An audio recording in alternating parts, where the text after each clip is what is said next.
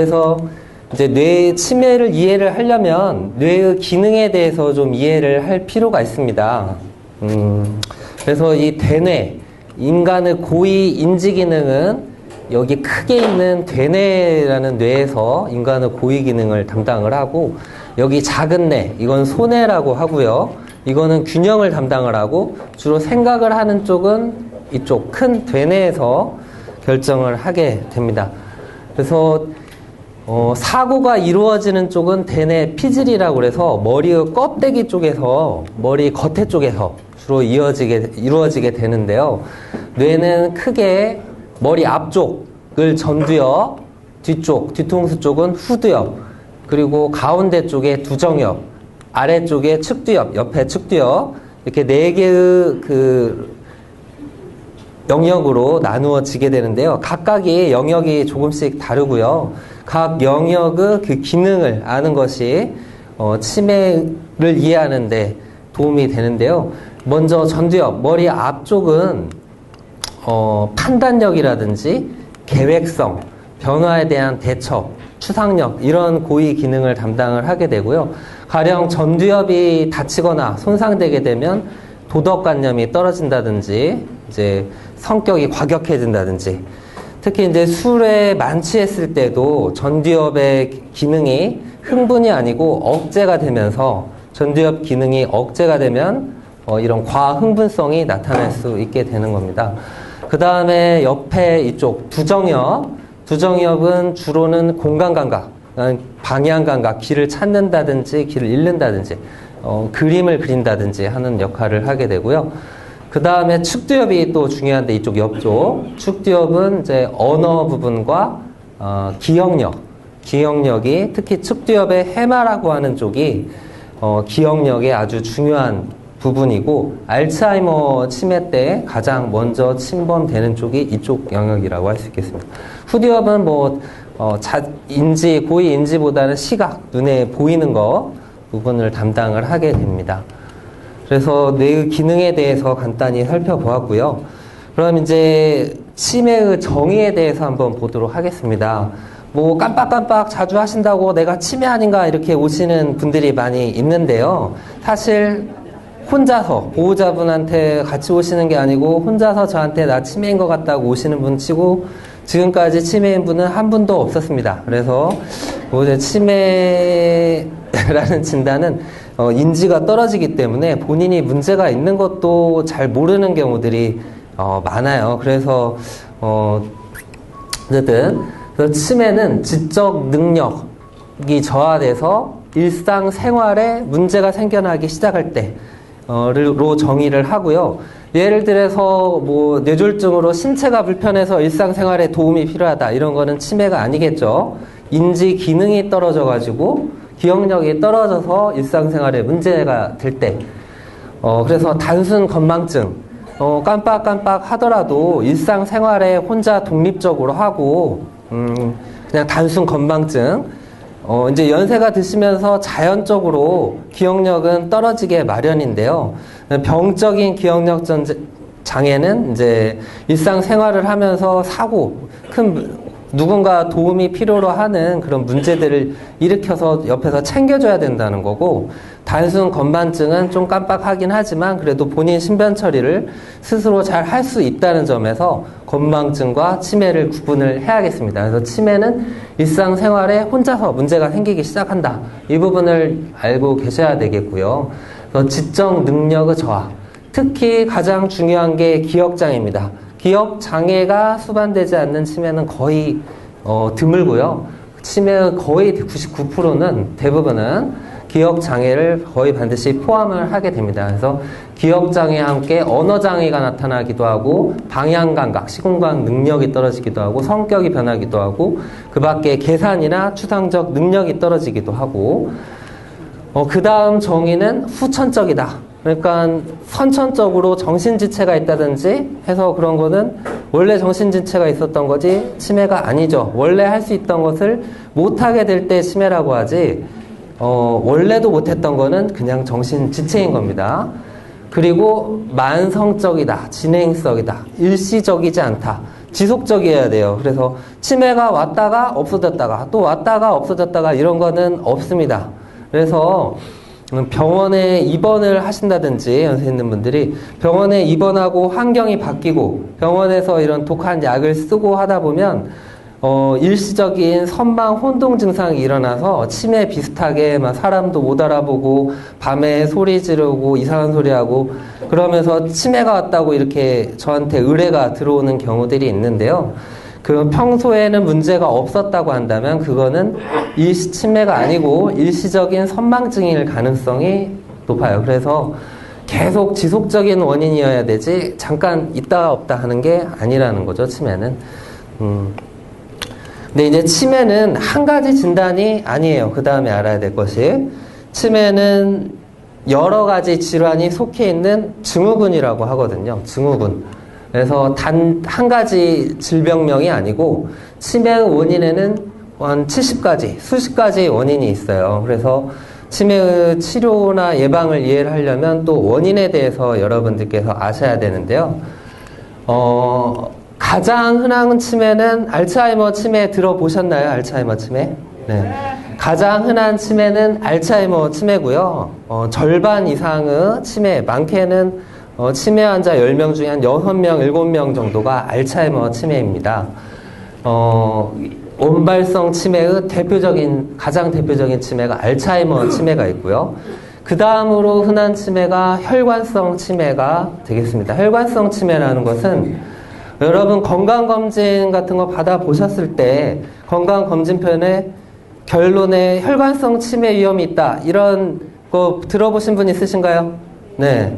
네. 그래서 혈관성 치매 위험이 있다. 이런 말이 나오게 되는 거는 혈관질환, 그러니까 뇌졸중 위험이 있는 분에서 그런 것이 언급이 되는데 가령 혈압이나 당뇨나 고지혈증이라든지 담배라든지 이런 혈관질환 위험인자가 있는 분들이 이제 혈관성 치매 위험이 되는 것이죠. 그래서 뇌졸중이 오면서 치매가 생기는 것을 혈관성 치매라고 해요.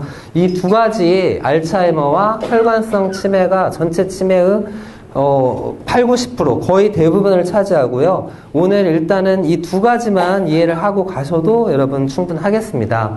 그래서 뇌졸중에 의해서 2차적으로 치매가 오는 경우가 있고 그 밖에 뭐 뇌종양, 뇌출혈, 수두증, 뇌가 다쳐서 이런 2차적인 원인 때문에 치매가 오는 것들이 2차성 치매고요.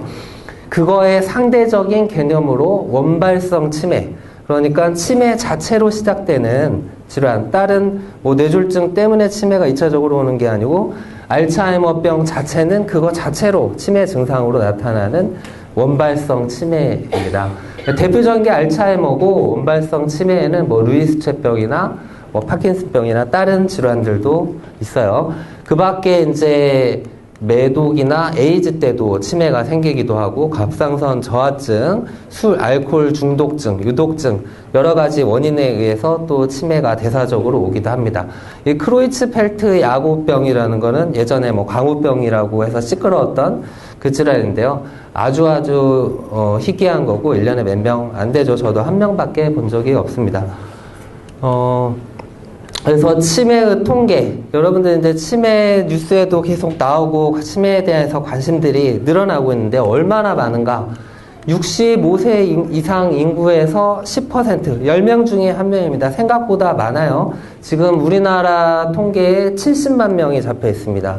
그래서 몇 년 지나면 100만 명, 광역시 인구만큼 정도의 치매 인구가 발생을 하게 되는데요. 치매 환자 1인당 연간 2천만 원 정도의 사회적인 비용이 발생을 하게 되고 현재 15조 원, 2050년에는 치매 환자 노인 인구의 10%, 250만 명 예상됩니다. 광역시 2개를 합한 거고 어마어마한 사회적 비용이 들게 되어 있어서 앞으로 여러분 관심을 많이 가지고 예방을 해야 됩니다. 심각한 사회 문제가 될 수 있죠.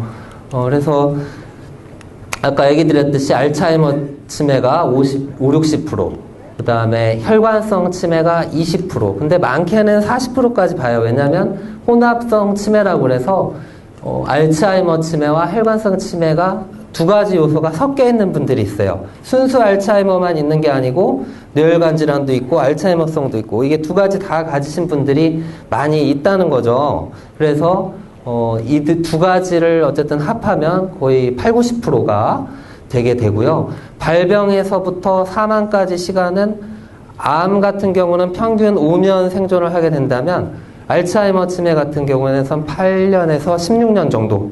그래서 그 유병 기간이 굉장히 길고 가족들에게도 많은 고통을 줄 수 있기 때문에 오히려 본인은 기억이 사라져서 많이 힘들지 않을 수도 있어요. 근데 간병하는 가족들에게 또 고통을 줄 수 있기 때문에 절대 피해야 될 것이 치매라고 할 수 있겠습니다. 오늘 예방까지 살펴보도록 할 거고요. 그래서 우리나라 치매는 특징은 무학과 문맹이 좀 선진국에 비해서는 좀 많은 편이고요. 주로 집에만 계시게 되면 치매의 발견이 늦어지는 경우가 있어요. 사회활동을 안 하고 집에만 계시니까 일상생활에 아까 문제가 일으켜야 치매라고 했는데 집에서 특별한 일을 안 하시면 문제가 있는지 없는지조차도 모르고 그냥 식사하고 주무시고 그렇게 지내다가 진행이 늦어져서 오시는 경우가 있다는 거죠. 그 다음에 뇌졸중과 연관된 혈관성 치매가 다른 나라보다 아직 많은 편입니다. 그래서 치매가 의심되는 증상들을 다시 한번 하나씩 살펴보면요. 아까 기억력 장애가 가장 중요하다고 얘기 드렸습니다. 친하던 사람 이름이 기억이 안 된다. 전화번호가 잊어진다. 했던 이야기를 또 반복하게 된다. 앞뒤 이야기가 말이 되지 않는다. 단어가 생각이 나지 않는다. 가스불을 태운다. 물건 둔 곳을 잊는다. 이런 것들이 의심해봐야 될 증상들. 진압력. 그러니까 진압력이라는 거는 시간과 장소, 사람 이 세 가지에 대한 인지를 보통 말하고요. 외출했다가 집을 잘 못 찾고 익숙한 곳인데 뭐 방황하다가 경찰서를 통해서 들어왔다든지 오늘 날짜, 요일 감각이 없고 심하게 진행되면 아침, 저녁도 구분을 못하고 이런 게 진압력 장애. 그 다음에 더 언어 장애. 단어가 생각이 안 나서 그거 이렇게 말하거나 말이 줄고 유창성이 줄어들고 들어도 이해력이 떨어지고 그 다음 대인관계에서 보통은 좀 소극적으로 좀 반갑지 않다. 외부 출입이 줄어든다. 집에만 있는다. 대화를 하려고 하지 않는다. 이렇게 대인관계가 감소한다든지 위생관념이 떨어져서 세수, 면도, 대소변을 아무데나 본다. 옷을 제대로 못 맞춰 입거나 좋아하던 취미나 소일거리를 하지 않는다. 밤에 특히 야간 선망 증상이 있다. 그 밖에 성격의 변화, 우울증이 수반되는 경우가 굉장히 많고요. 의욕이 떨어지고 아까 전두엽 문제가 있는 경우는 성격이 난폭해지기도 하고 그 다음에 기억력이 떨어지면서 의심을 많이 하고 이것도 초기 증상 중에 흔한 것이 누가 내 거를 가져갔다. 본인 둔 곳을 기억을 못해서 가져갔다고 의심하는 것도 흔한 초기 증상이에요.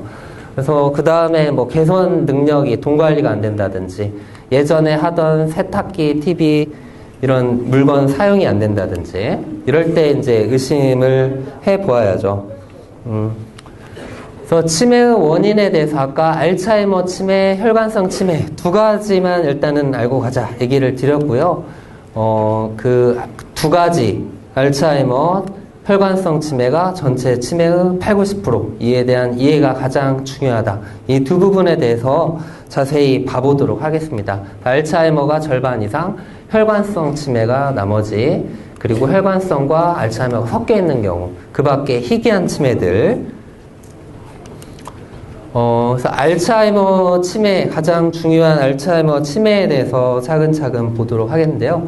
1907년도에 알츠하이머 박사가 최초의 기술을 했다고 합니다. 알츠하이머 박사, 그 배우자가, 배우자였나 환자였나 잠깐 헷갈리네요. 어쨌든 남편을 의심을 한다. 그리고 기억력이 급격히 떨어진다. 자신에 대해서 관심이 없다. 물건 정리를 안 하고 사람들이 자신을 죽이려고 한다고 이렇게 의심을 하고 헛것을 듣고 혼자 소리를 지른다. 이런 증상에 대해서 최초로 알츠하이머가 기술을 했다고 합니다. 알츠하이머 치매는 가장 흔한 원인. 알츠하이머 치매는 나이 자체가 가장 중요한 위험 인자예요. 그래서 65세 이상의 6에서 8%, 80세 이상에서는 뭐 20%에서 많게는 50%까지도 알츠하이머 위험이 있습니다. 그래서 이게 알츠하이머병 환자의 뇌고요. 이게 정상 환자의 정상에서 뇌입니다. 그래서 정상 뇌는 이렇게 꽉 차 있어요. 머리뼈 안에 꽉 차 있고 빵빵하게 이렇게 차 있다고 한다면 뇌가 쪼그라 여기 빈틈이 굵게 깊게 이렇게 들어가 있어가지고 뇌 주름이 깊다는 거죠. 뇌가 전체적으로 쪼그라들면서 오는 것이 알츠하이머 치매고요. 이제 나이가 들면서 사진을 찍어보면요. 7, 80대 MRI를 찍어보면 치매 없는 분들도 뇌가 조금씩 쪼그라들어 있어요. 그래서 연세가 드실수록 뇌는 정상적으로 쪼그라들고요. 근데 알츠하이머 유전인자가 있는 사람들 혹은 다른 환경 요인에 의해서 알츠하이머병 발현된 분들은 이게 급속히 빠르게 쪼그라들고 인지 문제가 생겨나게 되는 건데요. 그래서 정상뇌는 이렇게 꽉 차 있고 알츠하이머병은 이렇게 뇌가 쪼그라들어가지고 빈틈이 많고 가장 먼저 쪼그라드는 쪽이 이쪽 측두엽 쪽이고요. 그래서 알츠하이머병의 병리 기전은 이게 정상뇌라고 하면은 뇌의 생각을 하게 되는 건 이런 뉴런이라고 하는 뇌 신경들 사이에서 정기적 신호로 머리 사고가 일어나게 되는 건데 이런 아밀로이드 반이라고 그래가지고 아밀로이드 단백이 이렇게 침착돼서 뇌의 신호를 차단을 해가지고 뇌가 퇴행이 돼서 뇌 기능이 떨어지는 그런 병리 나중에 해부를 해보니까 이런 소견이 있다는 거죠. 그래서 알츠하이머병 초기에는 이렇게 측두엽, 아까 측두엽이 기억과 연관돼 있다고 얘기를 드렸어요. 그래서 이쪽 부분부터 먼저 침범이 되기 시작하면서 기억력 장애가 보통 초기 증상으로 먼저 나타나고요. 뇌가 점점 더 위쪽까지 쪼그라들면 언어 능력도 떨어진다든지 더 위에까지 올라오면 이쪽은 이제 운동신경이 있는 쪽으로 해서 노화되지 그 근력이 이제 뇌의 퇴행으로 해서 근력까지 떨어지게 됩니다. 그래서 관절 문제나 그냥 근육이 말라서 힘이 떨어지기도 하지만 이 뇌에서부터 마치 뇌졸중과는 다르지만 뇌에서부터 신호가 안 내려가서 나중에는 팔다리 쓰는 신체적 장애까지 말기에는 알츠하이머병에서도 이렇게 운동성 증상이 나타난다는 거고요. 그래서 1단계 기억력 장애, 그 다음에 인격이라든지 시공간 능력이 떨어지기 시작하고 2단계 말이 안 되고 뭔가 계획이나 행동이 안 되고 혼동, 딴소리, 헛소리를 하게 되고 그 다음에 이제 운동 기능이 떨어지면서 실금, 방광 조절이 안 돼서 요실금이나 대변 실금이 생기고 근력이 떨어지기 시작하고요. 마지막 단계에서는 다른 관절 문제가 없어도 팔다리 힘이 다 빠져서 삼키는 것도 안 되게 되고 콧줄을 끼고 연명하게 되거나 하는 그런 말기로 진행하게 됩니다. 이 경과가 보통 8년에서 16년 정도를 본다는 거고요. 그래서 최종적인 사망하게 되는 건 뇌 자체로 사망하는 게 아니고 이렇게 누워 지내다 보니까 이제 폐렴이나 폐혈증 같은 게 생기면서 사망을 하게 되죠. 그래서 알츠하이머 위험 요인은 일단은 나이 자체가 가장 중요한 위험 인자예요. 그래서 뭐 90세 이상에선 절반까지도 알츠하이머병이 생길 수 있게 되는 거거든요. 현재로서는 막을 수 있는 방법이 그 나이 자체 인자는 없앨 수 없는 인자고요. 그 다음 여성에서 알츠하이머가 조금 더 높습니다. 여성에서. 그 다음에 가족력이 그렇게 뭐 많지는 않으니까 너무 예민하실 필요는 없고요. 가족력이 조금 있을 수 있어요. 그래서 이런 유전자 인자하고 연관되어서 이런 유전자를 있는 분들이 알츠하이머 위험이 좀 더 높아지는데 일부러 이런 유전자 검사를 하실 필요는 없어요. 이런 유전자 때문에 그렇게 많이 늘어나는 것도 아니고 미리 안다고 치료약이 미리 예방할 약은 그렇게 특별한 치료제가 있는 건 아니거든요. 그 다음에 이제 환경적 요인, 머리가 이제 자주 다친 경우. 그래서 권투 선수에서 알츠하이머가 좀 올라가기도 하고요. 그 다음에 술 많이 드시는 분들이 알게 모르게 부딪히고 많이 그래가지고 알츠하이머가 더 잘 오고요. 그 다음에 이제 환경 독소, 그 다음에 호르몬 에스트로겐 저하, 그 다음에 학력이 낮은 경우도 위험이 더 높고, 그래서 그 다음에 면역력이 떨어지는 경우 알츠하이머 치매 위험이 올라갑니다. 이 부분은 알츠하이머 치료에 대해서는 이따가 뒤에서 한번 다시 살펴보도록 하겠고요. 그래서 알츠하이머 치매는 원발성으로 뇌가 신경 독성 물질이 쌓이면서 나이 들면서 뇌가 쪼그라들면서 오는 가장 흔한 치매다. 그렇게 이해를 하시면 되겠고, 그 다음에 혈관성 치매는 아까 이야기 드렸듯이 뇌졸중이 오면서 오는 게 혈관성 치매예요. 그래서 알츠하이머보다 효과적으로 예방과 치료가 가능한 것이 또 혈관성 치매라서 알츠하이머보다는 조금 적지만은 잘 알아야 되는 게 혈관성 치매입니다. 20에서 40%까지 보고 있고, 우리나라는 특히 혈관성 치매가 좀 더 다른 나라에 비해서 좀 많은 편이라고 하고요. 그래서 알츠하이머 치매는 뇌가 쪼그라들면서 천천히 기억력 장애부터 시작돼서 언어 장애 쪽으로 이렇게 뭐 다른 증상이 점진적으로 점점 나빠지면서 온다면, 혈관성 치매는 뇌졸중이 오면서 오는 치매이기 때문에 비교적 갑자기 발생을 할 수가 있어요.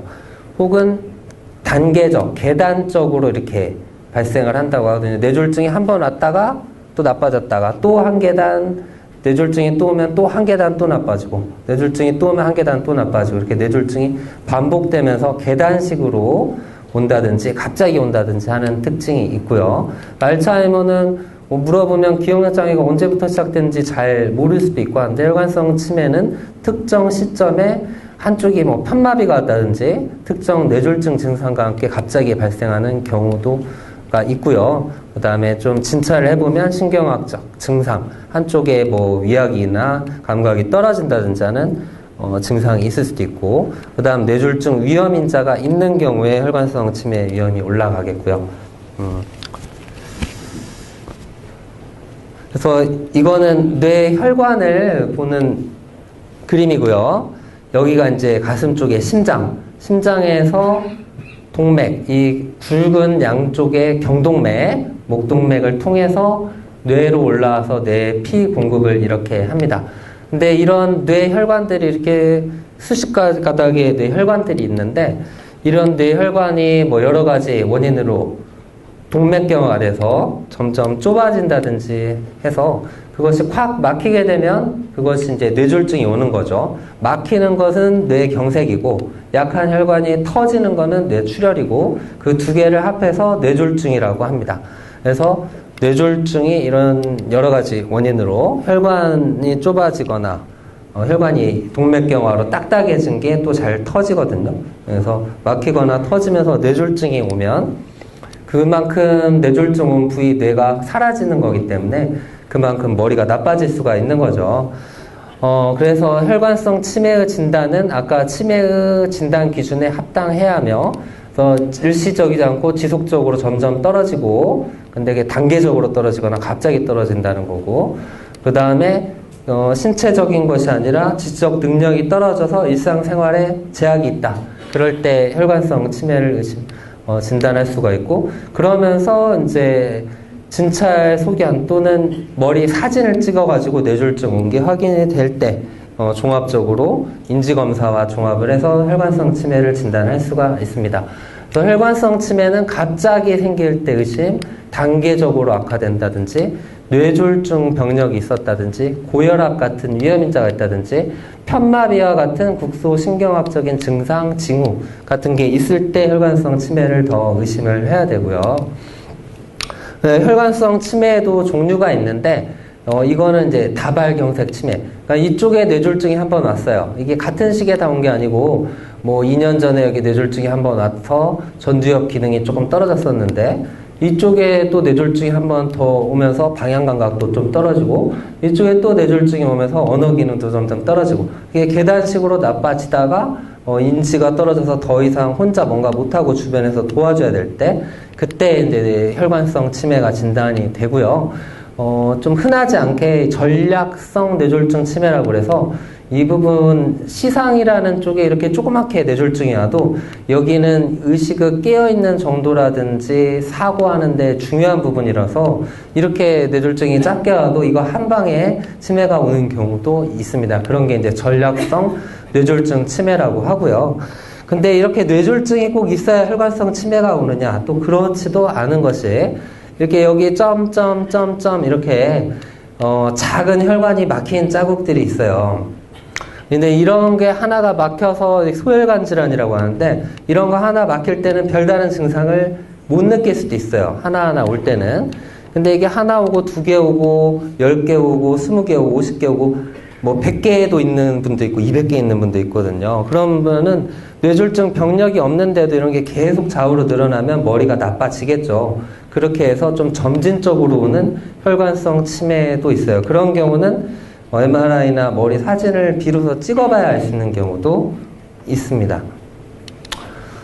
그래서 혈관성 치매의 위험 요인은 잘 아시겠지만 이제 혈관 질환, 이게 심혈관 질환의 위험 요인하고 똑같아요. 그래서 고혈압이 있을 때 우리가 이제 고혈압은 소리 없는 살인자라고 하는데요.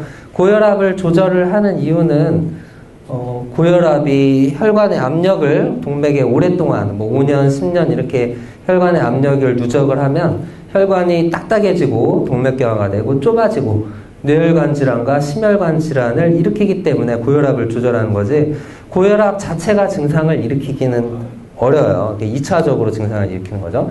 고혈압이 혈관성 치매가 중요한 위험 인자고 당뇨도 역시 마찬가지로 동맥경화의 원인이고 고지혈증도 마찬가지고요.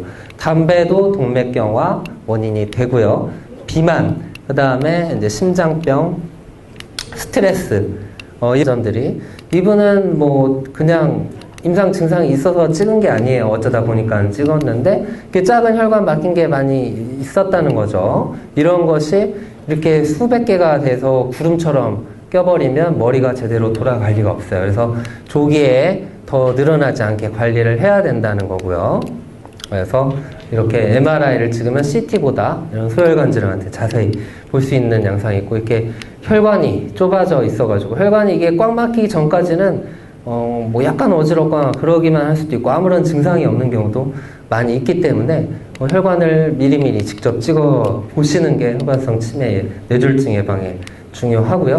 또 사진을 찍어 봤더니 이렇게 머리에 물이 찬 그다음 뇌실 주변부 변성이 된 뭐 2차 원인이 나오기도 하더라. 그래서 MRI 검사가 감별에 아주 많은 도움이 되겠다는 거고요.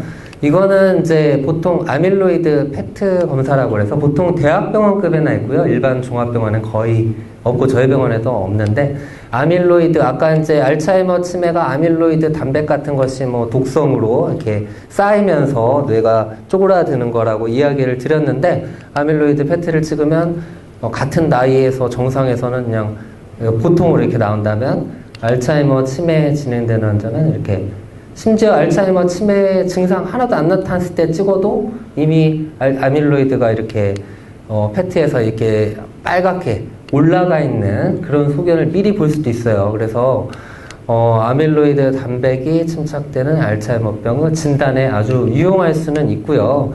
젊은 나이에 치매가 발병했거나 간별 진단이 알츠하이머인지 뭔지 다른 건지 간별 진단이 어려울 때 이제 시행을 하기도 하는데 뭐 반드시 대학병원급에만 있고요. 일반적인 경우에는 하지는 않아요. 뭐 간별 진단이 애매할 때만 할 수 있겠고요. 굳이 이런 검사까지 하지 않아도 MRI나 신경심리검사로 알츠하이머는 충분히 진단이 가능합니다. 이렇게 있다는 거 알고만 계실 수 있겠고 그 다음에 치료가 가능한 치매 이런 진단이 중요한 거는 치매 알츠하이머 같은 경우는 사실 아주 효과적인 치료는 좀 부족한 부분이 아직 있는데 효과적인 치료가 가능한 뭐 우울증에 의한 가성 치매, 갑상선 저하증에 의한 치매, 간이나 콩팥이 안 좋아서 오는 치매, 비타민 결핍에서 오는 치매, 종양이나 수두증, 머리에 물찬 거 아까 이렇게 치료를 할 수 있는 치매가 있기 때문에 또 간별 검사가 중요한 거겠고요. 그리고 또 관심을 가져야 될 게 경도인지장애라고 들어보셨는지 모르겠는데요. 근데 치매 전 단계를 말하는 거예요. 아직 인지가 떨어져가지고 일상생활에 불편이 느끼는 것이 혼자서 못하는 것이 치매라고 한다면 아직 인지가 떨어지기는 하지만 일상생활을 혼자 할 때, 그러니까 치매도 아니고 정상도 아닌 상태, 기억력에 때문에 일상생활에 아주 경미한 문제들은 생기고 있긴 하지만 아직 혼자서 신변 처리는 다 가능할 때, 이럴 때를 이제 경도인지장애라고 하는데요. 많게는 알츠하이머나 치매 발생 위험이 일반인보다 경도인지장애 분이 한 10배 정도가 더 높다고 해요. 그래서 결국은 치매로 진행해버릴 가능성이 위험이 높은 분이 경도인지장애이기 때문에 여기서 좀 잘 관리를 해야 되고요. 그래서 기억력이 먼저 떨어지는 기억성 경도인지장애는 알츠하이머 위험이 높고, 다른 언어나 실행기능이나 전두엽 문제나 비기억성 경도인지장애 때는 다른 특별한 치매 위험이 더 높겠고요. 그래서 치매 위험이 아주 높다. 감별 진단 검사가 권유가 된다. 그래서 치매의 예방과 치료는 이제 지금까지 이제 치매의 종류와 원인을 다 공부를 했기 때문에 이제 예방을 어떻게 해야 될지도 좀 감을 잡을 수 있을 것 같은데요. 조기에 위험인자를 파악을 해서 예방을 해야 된다. 특히 혈관성 인자. 그래서 치매가 의심되는 초기 증상 있는 분들 원인에 대해서 검사하고 조기에 치료를 시작을 해서 진행을 늦춘다.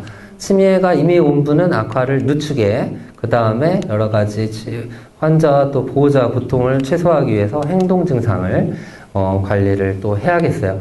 그래서 치매약이라고 하는 주요 치료제에 대해서 좀 살펴보겠는데요. 크게는 두 가지가 있어요. 그래서 아세틸콜린 분해효소 억제제.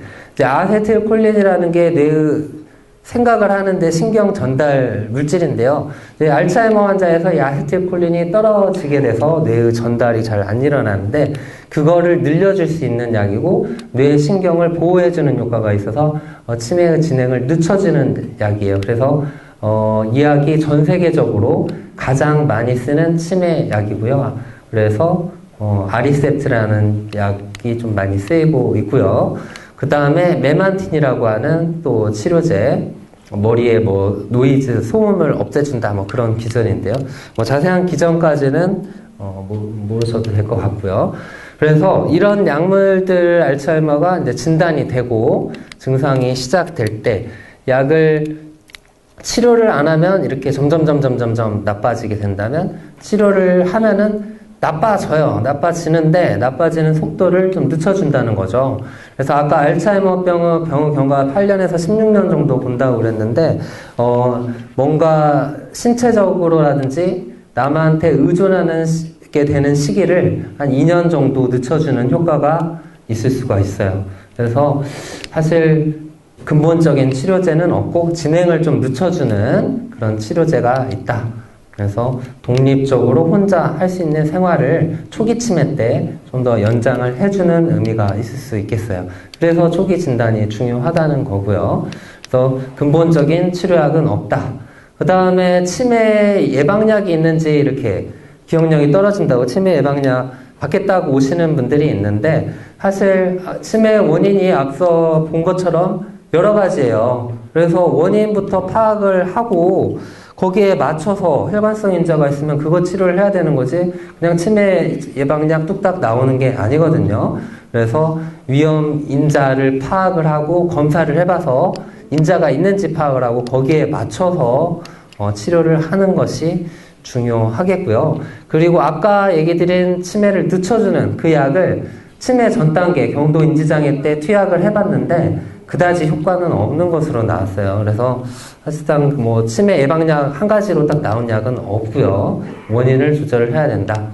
혈관성 치매는 이제 뇌졸중 위험이 있으면 심근경색이나 뇌경색을 예방하는 항혈전제라든지 혈관질환 위험인자를 관리를 해서 치료를 해야 되고 아까 얘기 드렸던 아세틸콜린 분해효소 억제제, 아리셉트 같은 약이 혈관성 치매에도 어느 정도 효과가 있을 수가 있어요. 진행을 늦춰주는데. 그래서 그 밖에는 이제 치매 환자의 문제 행동의 치료, 치매가 이제 사회적인 문제가 되는 것이 인지가 떨어져서 이제 보호자분들한테 의심한다든지, 과잉 행동을 한다든지, 그런 것들이 이제 간병을 하기 힘들게 하기 때문에 또 심각한 사회 문제가 되는데요.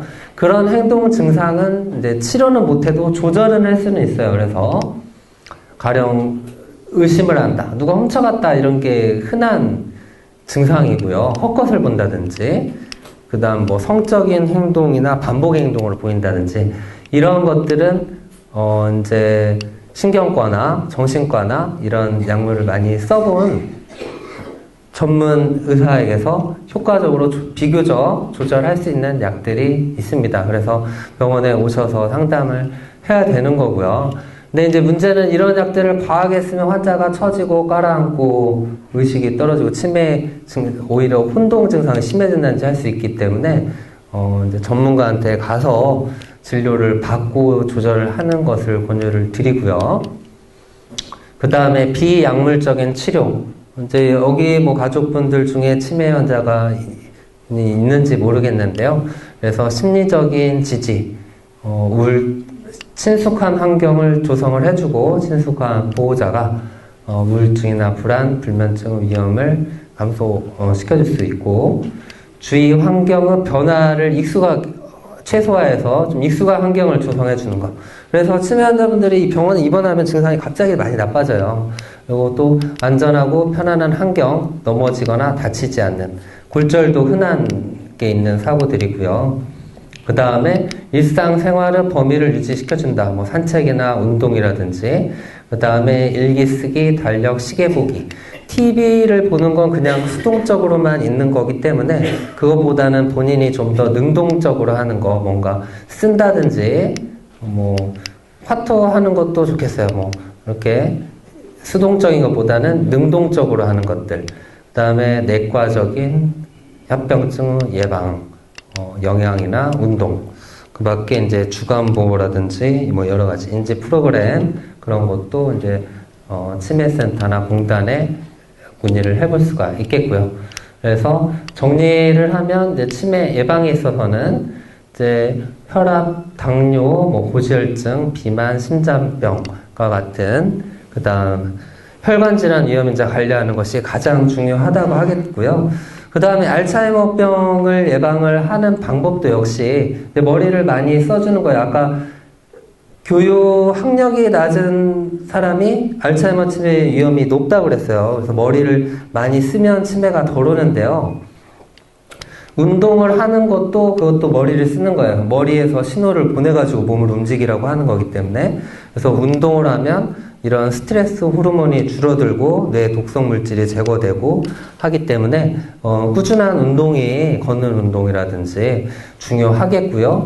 또 좀 즐거운 취미 활동을 유지하는 거, 그 다음 머리 쓰는 사회 활동을 유지하는 거, 그런 것이 혈관성 치매, 알츠하이머 치매 모두 예방을 시킬 수 있겠고요. 금연은 이제 뭐 혈관성 치매 연관되겠고, 과음은 알코올 자체가 뇌를 쪼그라들게 할 수 있고요. 알코올과 연관된 비타민 결핍이 또 뇌 손상을 일으킬 수가 있고, 적당한 일과 취미 활동을 유지하는 게 좋다.